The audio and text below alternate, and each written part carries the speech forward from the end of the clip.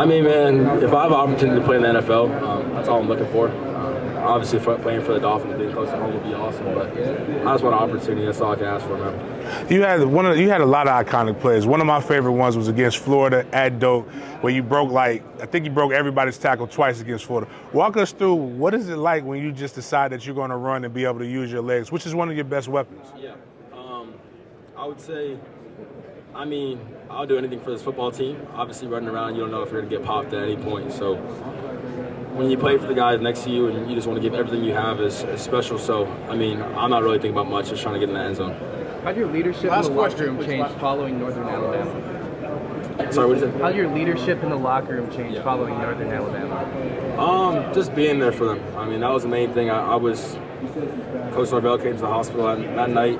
My first thing to him was I was going to push my surgery back to that following week so I can go watch the Florida game. I just say just being around the team. I'm trying to give Brock some insight on just to relax and be himself. The moment's not too big. It's football at the end of the day, so it was a pretty good thing about him is once again he cares about the person.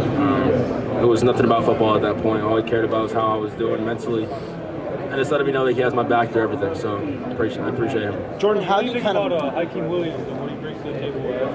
Yeah, that's my guy. He's a hard worker. I feel like he was the most improved player last year on Florida State. And I've said that to a lot of people.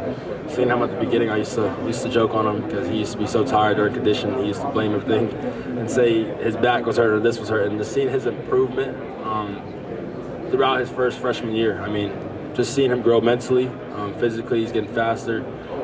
It's going to be a special year for him for sure. Jordan, what are the different things you've looked physically? What do you feel like you're trying to accomplish here this week? What do you want the teams to know about you or to learn? Yeah, just the type of person I am, the leader I am, what I know about football because Coach Norvell taught me a lot. This is the basic stuff a quarterback's supposed to know and supposed to do. Jordan, what are the different things you're trying to grow and improve on with the injury this offseason in preparation for the NFL? Yeah, obviously, football IQ, just knowing more about football. You can never know too much. Trying to learn about defenses more and more, what they do in the NFL. Schemes, all that type of stuff. Have you gotten a chance to meet with the 49ers yet? I believe so, bro. I have no idea, to be honest. It was a bunch of informals. Those informals go fast. You got like 15 minutes with each team and you hop around. So, Jordan, what do you say about Troy Benson, the type of running back he's going to be at the next level? Trey, he's special. Everything about Trey's special. He's fast, strong. His balance is crazy. And he's just learning about himself. That's the crazy thing. He's just getting started. The ceiling is so high for him. But the person Trey is what I respect most. He's so humble. So I look forward to supporting him and watching him. What's your vision for your NFL career? To win a lot of games, man. To help a team win a lot of games, help push the guys around me, and help lead guys around me. I believe so. That was at the Shrine Bowl. Yes, ma'am.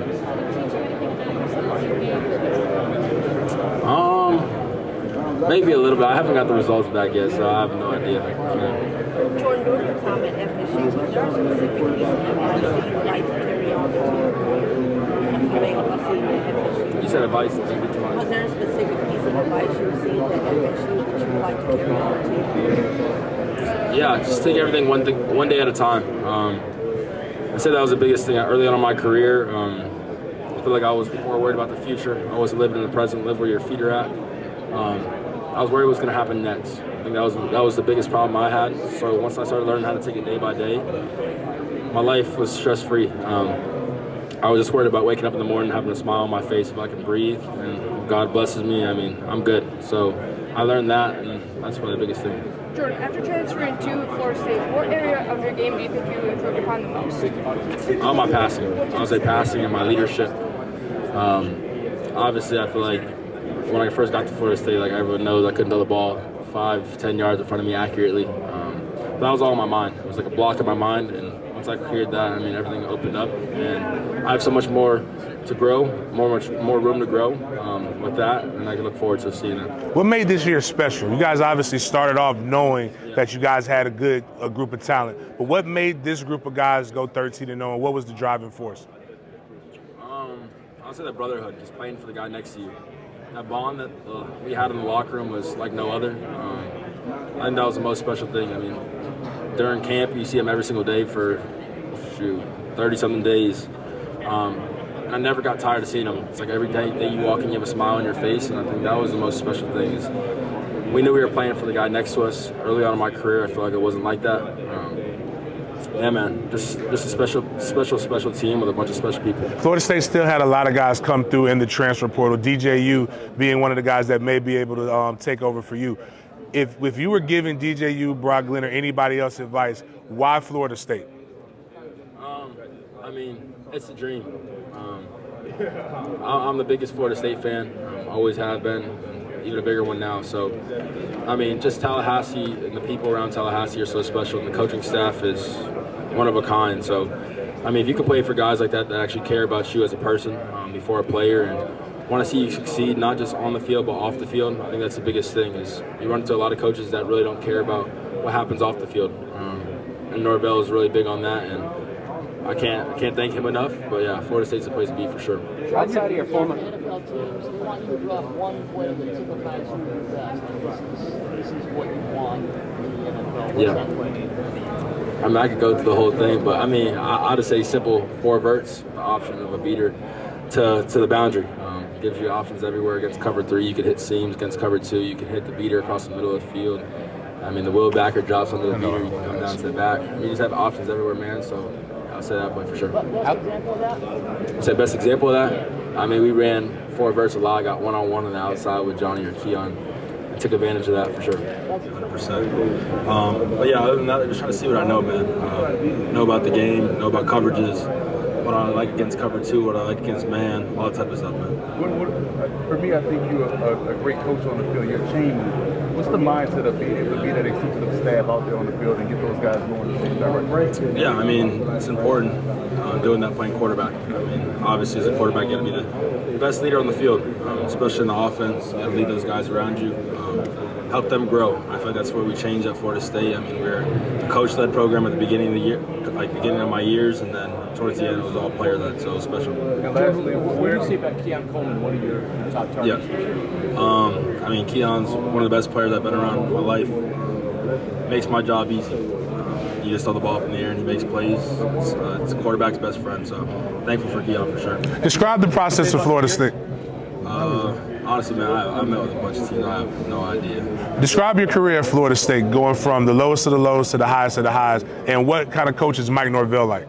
Yeah, I feel like, I mean, my career has been kind of like a lot of people's lives. I mean, a lot of ups and downs. I mean, it's been special. It made me who I am today. I'm so grateful for that. And the experience that I had with my teammates and different coaches throughout my career has been so special.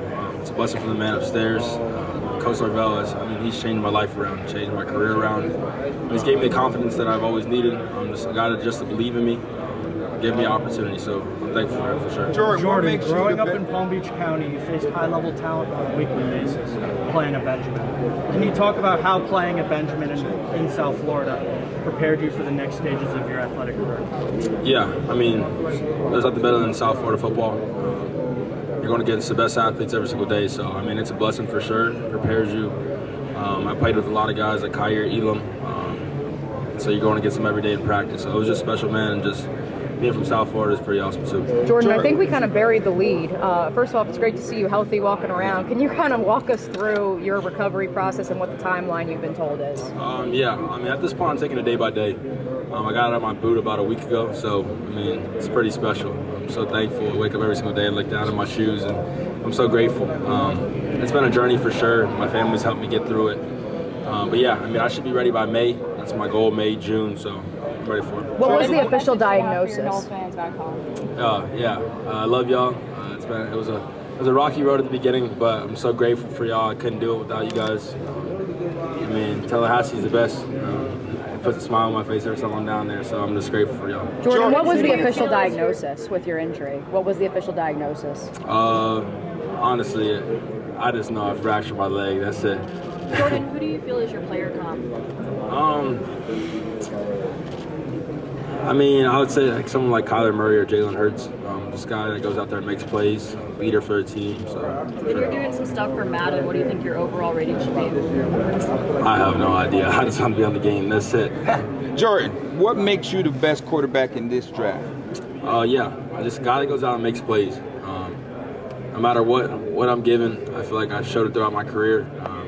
Always just going out and improvising and making plays. A leader for a football team. I think that's one of the biggest things. You have to be a leader for your football team. You have to get the guys around you to play for you. And at the end of the day, I'm a winner. So I've proven that. So is there? At some point, it seemed like you saw the majors. Things just slowed down. What improved about your game to help with that? And also, what would you like for people to know the most about you? Yeah, I mean, it slowed down. Obviously experience, getting more reps. And obviously Coach Larvell, Coach Tokars, Coach Dillingham, all those coaches that put me in a position to succeed. That was the most special thing. So it obviously slowed it down a lot, teaching me defenses and going through read and stuff like that. I'm an improviser. I make plays. So. How much did your faith? What was that moment like when you got your boot? Did it feel like there were times when you're like, I don't know if I'm ever going to be able to see it? I knew there was going to be a day. I didn't know when the day was going to be. But all glory to God. Glory to my family because, I couldn't do it without them. My friends, they push me every single day. Every day I wake up, it's a struggle when you have a boot on your foot. You got to sleep with a big boot on. So, having my two shoes on right now, I'm so grateful. There's no complaints over here. Having a brother that was a pro athlete, what was that like? Who's the better athlete between you and your brother who's a pro athlete as well? I'm going to say my sister was the best athlete. But definitely me over my brother. Jordan, I read an old quote attributed to you. Tell me if it's accurate. But it said there was a point when I didn't know football was for me, and that Coach Norvell helped get you in the right mindset and convincing you that you had the confidence to succeed in this game. Can you take us through that process? Yeah, just a young kid, 19 years old, 20 years old. I'm going through a lot. First time going through a lot. I said a lot of things back then that, a 23-year-old Jordan wouldn't say. Coach Norvell helped me through it. My family helped me through it. I had the best teammates in the world. Just great support, man, and couldn't do it without them. Describe Coach Norvell as a man and a coach. Yeah. Coach Norvell is one of the most special people I've ever met. He cares so much, and you see in college football these days, people that just don't care. I feel like it's a bunch of coaches that just want, obviously you want to win, but Coach Norvell cares about the man who you are. It's the person before the player, and I think that's the most special thing about him. There's games where I played horrible, and he'll call me after. And it's not like he's cursing me out, man. It's just he's checking on me to see how I'm doing mentally, telling me that we're going to get back the next week and get back to work. So I'm so grateful for Coach Norvell. He's a great father to his daughter, great husband to his wife. So, man, I'm so grateful for him. He showed me ways and taught me things that I'm going to use for the rest of my life. Jordan, how difficult was it after your injury to see what happened to Florida State, that your injury was blamed for Florida State not making the playoffs? Yeah. It sucks. It does suck. But at the end of the day, you got to control what you can control. I've learned that throughout my life and throughout my career. I just try to keep my head down, try not to listen to the outside noise. This Florida State team was really special, and I think we're seeing that at the Combine here with the athletes and just the people that we have on the field. But you can't control that, man. So we got to move past that, and I look forward to seeing Florida State win a lot of football games next year. Jordan, what can you say about Kenny Dillingham? Yeah, Coach Dillingham, that was a guy early on in my career that helped change it. Going through a lot, once again, I was a little rough point in my career. He was like my best friend. He had my back through everything. He supported me through everything. So, yeah, I respect Coach Dillingham, and I appreciate him more than anything. Jordan.